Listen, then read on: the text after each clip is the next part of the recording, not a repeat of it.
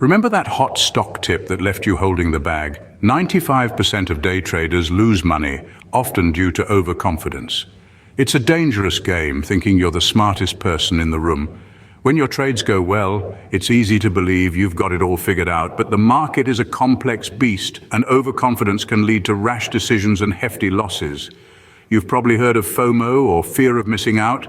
It's that nagging feeling that everyone else is getting rich, while you're left in the dust. FOMO can drive you to jump on the bandwagon without considering the risks, setting you up for a fall. So what's the solution?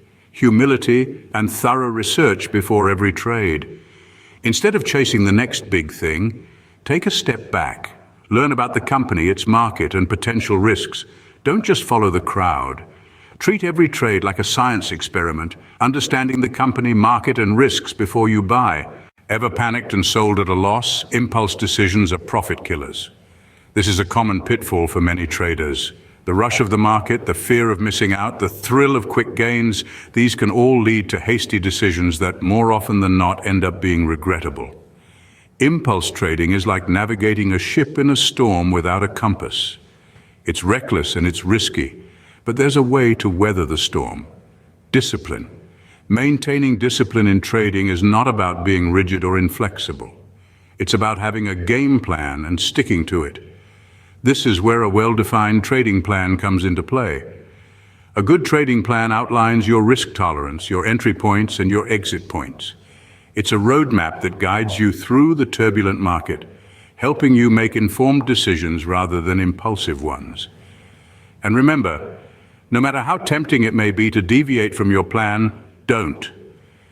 Discipline is your best friend in the market. The internet is full of trading gurus promising easy riches. But trading is a skill, not a magic trick. Indeed, the allure of rapid wealth creation can often lead us to follow these so-called experts blindly. But remember, if their promises sound too good to be true, they probably are. In this digital age, it's easy to get swept up in the charm of these gurus who often peddle shortcuts and secret strategies. The danger lies not in their advice per se, but in the lack of understanding and knowledge on the follower's part. Trading, like any other profession, demands a strong knowledge base. It's not about mimicking someone else's moves. It's about understanding why those moves make sense. Therefore, it's crucial to invest in your education, learn the fundamentals, understand technical indicators, and master risk management. This will not only empower you to make informed decisions, but also save you from potential pitfalls. Remember, in the world of trading, knowledge is power. Stop losses aren't handcuffs. They're your safety net. In the world of trading, it's easy to get caught up in the thrill of a soaring stock or the panic of a plummeting one.